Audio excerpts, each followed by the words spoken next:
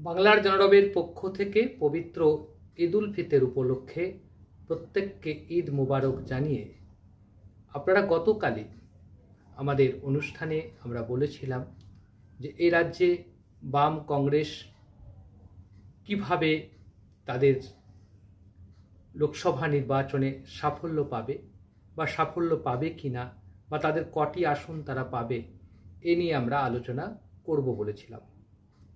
কারণ আমাদের সমগ্র রাজ্য জুড়ে যে নেটওয়ার্ক আছে সেই নেটওয়ার্কের ভিত্তিতে আমরা যে খোঁজ খবর রাখি সেটা যেমন বলবো, একই রকমভাবে আপনাদের কাছে কয়েক বছরের কয়েকটা লোকসভা নির্বাচনে 2014, 2019 এবং মাঝখানে 2016 বিধানসভা, 2021 বিধানসভা নির্বাচনের যে নিরিখ সেটা নিয়ে সংক্ষেপে আলোচনা করার পরে আপনারাই বুঝতে পারবেন যে ভোটের কার লাভ হতে পারে, কার ক্ষতি হতে পারে। আমরা আবারও বলছি, জনমত সমীক্ষায় আমরা বিশ্বাস করি না। জনমত সমীক্ষা যেভাবে করা হচ্ছে তা বিশ্বাসযোগ্যও নয়। কারণ একটা কথা মনে রাখবেন, ভোটারদের সংখ্যা কিন্তু সীমাবদ্ধ। হয়তো বছরে যে ভোটার সংখ্যা বাড়ে, হয়তো তরুণ ছেলেমেয়েদের সংখ্যা বাড়ে, তাদের যে ফ্লোটিং ভোট, এটা বাদ দিলে বাকি ভোটের সংখ্যাটা মোটামুটি ধরে নিন যে একই থেকে যায়। সেই অনুপাতে আমরা আলোচনার প্রেক্ষাপটটা একটু আলোচনা করব। সেই জন্যে হয়তো আমাদের এই এপিসোডটা শেষ করতে কয়েকটা দিন, কয়েকটা পার্ট লাগতে পারে। কারণ এজন্যেই যে খুব ভালো করে যদি বোঝাতে না পারা যায় আর যদি আপনারা বুঝতে না পারেন রাজনীতির মারপ্যাচ, তাহলে আপনারা পরিস্থিতিটা উপলব্ধি করতে পারবেন না। এজন্যেই আমরা খুব সংকোপনে এবং খুব চিন্তা ভাবনা করে তথ্য পরিবেশন করে আপনাদের কাছে আমি আমার মতো করে চেষ্টা করব আপনাদেরকে রাজ্য রাজনীতির যে পরম্পরা সেটা বোঝানোর। আশা করি আপনারা বুঝতে পারবেন এবং আমাদের মধ্যে কোনো ভেজাল নেই। আমি এটুকু বলতে পারি, বাংলার জনরব কোনো কালেই কোনো কারো পক্ষেই নেই। যেটা বাস্তব সেটাই আমরা বলব। 2019 লোকসভা নির্বাচনে এ রাজ্য থেকে বিজেপি 18টি আসন পেয়ে সবাইকে তাক লাগিয়ে দিয়েছিল। এই 18টি আসনের মধ্যে যেগুলো পেয়েছিল সেগুলো একটু সংক্ষেপে বলি।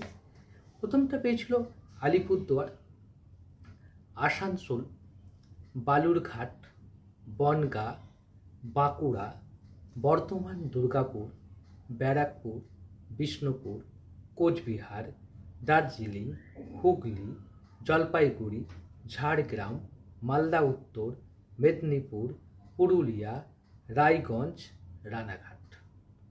এই 18টি লোকসভা আসন পেয়েছিল বিজেপি গত 2019 লোকসভা নির্বাচনে। আমাদের আলোচনার বিষয় হচ্ছে যে এই 18টি আসন রক্ষা করতে পারবে কি পারবে না। এবার যদি আমরা দেখি যে কত ভোটে কোথা থেকে জিতেছিল, সেটা যদি আমরা একটু আলোচনা করি তাহলে বুঝতে পারবো যে আলিপুরদুয়ারে 2019 লোকসভা নির্বাচনে জন বাল্লা সম্ভবত প্রার্থী ছিলেন।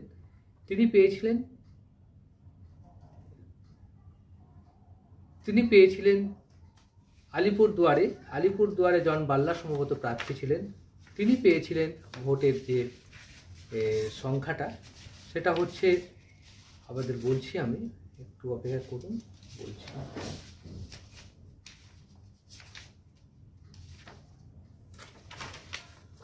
সাত 7,50,804টি ভোট। টিএমসি ক্যান্ডিডেট পেয়েছিল 5,06,815টি ভোট। আলিপুরদুয়ারে মার্জিন ছিল 2,43,989। আদার্স বলতে বাম কংগ্রেস সেবারে আলাদা আলাদা লড়েছিল, অতএব বাম কংগ্রেসের ভোট ছিল মোটে টোটাল 54,010টা। আসানসোল লোকসভা নির্বাচন, সেবারে প্রার্থী ছিল বাবুল সুপ্রিয়। তিনি পেয়েছিলেন 6,33,378টি ভোট 2019-এ, এবং টিএমসি অর্থাৎ তৃণমূল কংগ্রেস পেয়েছিল 4,35,741টি ভোট। আদার্স অর্থাৎ বাম কংগ্রেসের দুটো দল মিলে পেয়েছিল 87,608টি ভোট। ব্যবধান ছিল 1,97,637টা। ভোটের। বালুরঘাট লোকসভা কেন্দ্র 2019-এর প্রাপ্ত ভোট ছিল সুকান্ত মজুমদারের, সেটা হচ্ছে 5,39,317টি ভোট। আর টিএমসি যিনি ক্যান্ডিডেট ছিলেন অর্পিতা ঘোষ, তিনি 5,06,024টা ভোট পেয়েছিলেন। আদার্স পেয়েছিল 72,990। বা আদার্স বলতে কংগ্রেস সিপিএম উভয়কেই বোঝাচ্ছে, এটা মাথায় রাখবেন।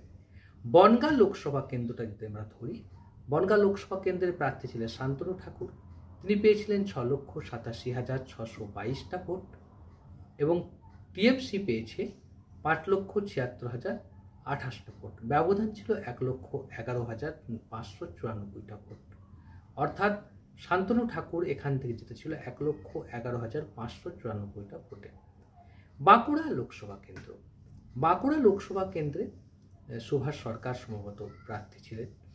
তো বাঁকুড়া লোকসভা কেন্দ্রে বিজেপি প্রার্থী পেয়েছিল 6,75,319টা ভোট এবং টিএমসি পেয়েছিল 5,09,86টি ভোট এবং আদার্স পেয়েছিল, অর্থাৎ সিপিএম কংগ্রেস মিলে যা পেয়েছিল 1,02,82টি ভোট। ব্যবধান ছিল 1,74,333টা ভোটে জয়লাভ করেছিল বিজেপি প্রার্থী।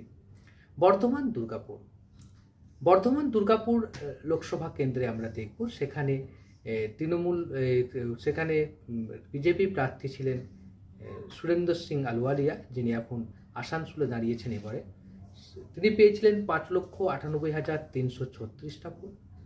আর তৃণমূল প্রার্থী ছিলেন মমতাজ সংঘমিতা, তিনি পেয়েছিলেন 5,95,937টা ভোট এবং আদার্স দল অর্থাৎ সিপিএম অথবা কংগ্রেস দুজন মিলে পেয়েছিল 1,61,329টা ভোট। 2400 ভোটের ব্যবধানে, 2439টা ভোটের ব্যবধানে হেরে যায়, 2,439টা ভোটের ব্যবধানে হেরে যায় মমতাজ সংঘমিতা, অর্থাৎ বিজেপি প্রার্থী 2,439টা ভোটে জয়লাভ করেন।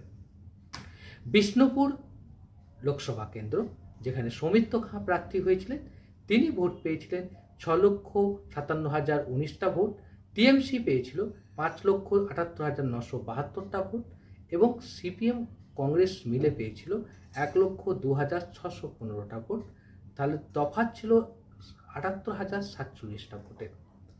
দার্জিলিং লোকসভা কেন্দ্র, সেখানে রাজু বিস্তা ছিল বিজেপির প্রার্থী, তিনি তিনি তিনি জিতেছিলেন 4,13,443টা ভোটে, অর্থাৎ বিজেপি প্রার্থী ওখানে ভোট পেয়েছিল 7,50,760টা ভোট আর টিএমসি পেয়েছিল 3,36,624টা ভোট।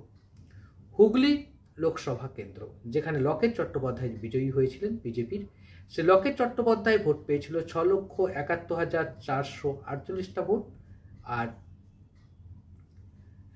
তার অপোজিটে যিনি প্রার্থী ছিলেন অর্থাৎ তৃণমূল কংগ্রেসের প্রার্থী ভোট পেয়েছিল 5,98,086টা ভোট। আদার্স পেয়েছিল, অর্থাৎ সিপিএম এবং কংগ্রেস মিলে পেয়েছিল 1,21,588টা ভোট। 73,000 ভোটের ব্যবধান ছিল, 73,362টা ভোটের ব্যবধানে জয়লাভ করেছিল লকেট চট্টোপাধ্যায়। জলপাইগুড়ি লোকসভা কেন্দ্র, জলপাইগুড়ি লোকসভা কেন্দ্রে যিনি প্রার্থী ছিল বিজেপি, তিনি পেয়েছেন 7,60,145টা ভোট। টিএমসি পেয়েছিল 5,76,141টা ভোট। কংগ্রেস সিপিএম মিলে পেয়েছিল 76,166টা ভোট। 1,84,004 ভোট ভোটের ব্যবধানে জয়লাভ করেছিল বিজেপি প্রার্থী। ঝাড়গ্রাম লোকসভা কেন্দ্র, তো ঝাড়গ্রাম লোকসভা কেন্দ্রে বিজেপি প্রার্থী পেয়েছিল 6,26,583টা ভোট আর তৃণমূল প্রার্থী পেয়েছিল 6,14,816টি ভোট। 75,684টা ভোট পেয়েছিল কে না বাম এবং কংগ্রেস মিলে। 11,767টা ভোটের ব্যবধানে এখানে বিজেপি প্রার্থী জয়লাভ করে। মালদা উত্তরে বিজেপি প্রার্থী পেয়েছিল 5,09,524টা ভোট। টিএমসি পেয়েছিল 4,25,236টা ভোট আর আদার্স পেয়েছিল 3,05,270টা ভোট। অর্থাৎ টিএমসি ক্যান্ডিডেট ছিল মৌসুম বেনজির ক্যান্ডিডেট ছিল আর বিজেপি ক্যান্ডিডেট ছিল খগেন মুর্মু। বিজেপির যিনি প্রার্থী ছিল তার নাম হচ্ছে খগেন মুর্মু। তো এখানে কংগ্রেস এবং সিপিএম মিলে পেয়েছিল 3,05,270টা ভোট। 84,288টা ভোটের ব্যবধানে এখানে জয়লাভ করে বিজেপি প্রার্থী। মেদিনীপুরেও দেখা যাচ্ছে যে মেদিনীপুরে দিলীপ ঘোষ পেয়েছিল 6,85,433টা ভোট। তৃণমূল কংগ্রেস প্রার্থী পেয়েছিল 5,96,481টা ভোট। আর বাম কংগ্রেস মিলে পেয়েছিল 62,319টা ভোট। 88,952টা ভোটের ব্যবধানে দিলীপ ঘোষ জয়লাভ করেছিল। পুরুলিয়াতে আমরা দেখতে পাবো যে পুরুলিয়াতে বিজেপি প্রার্থী পেয়েছে 6,68,107টা ভোট। টিএমসি প্রার্থী পেয়েছিল 4,63,375টা ভোট। আর আদার্স পেয়েছিল, অর্থাৎ কংগ্রেস এবং সিপিএম মিলে পেয়েছে 84,477টা ভোট। 2,04,732 ভোটের ব্যবধানে এখানে বিজেপি প্রার্থী জয়লাভ করেছিল। এবার হচ্ছে রায়গঞ্জে আমরা দেখব 5,11,652টা ভোট পেয়েছিল বিজেপি ক্যান্ডিডেট। টিএমসি পেয়েছিল 4,51,078টা ভোট। আর অন্যরা কংগ্রেস সিপিএম মিলে পেয়েছিল 1,82,035টা ভোট। 60,574টা ভোটের ব্যবধানে রায়গঞ্জ লোকসভাটা জিতেছিল বিজেপি। রানাঘাটে পেয়েছিল 7,83,253টা ভোট। রানাঘাটে বিজেপি প্রার্থী পেয়েছিল। টিএমসি প্রার্থী পেয়েছিল 5,49,825টা ভোট। আর অন্যান্যরা পেয়েছিল 97,771টা ভোট এবং 2,33,428 ভোটের ব্যবধানে তৃণমূল বিজেপি ক্যান্ডিডেট বিজেপি প্রার্থী জয়লাভ করে।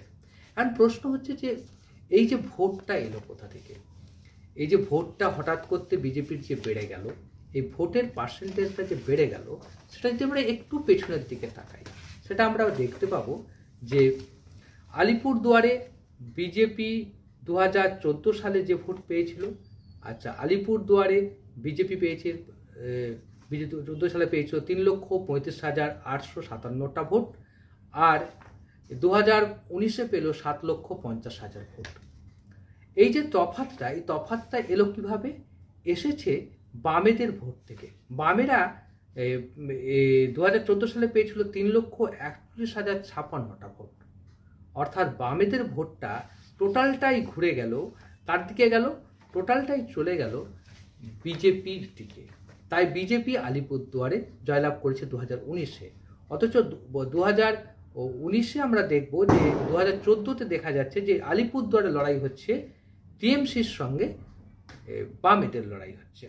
এরকম পরম্পরা আমরা দেখতে থাকলে দেখতে পাবো যে ভোটটা শিফট হয়েছিল, বামেদের ভোটটার বেশিরভাগই শিফট হয়ে চলে গিয়েছিল বিজেপির দিকে।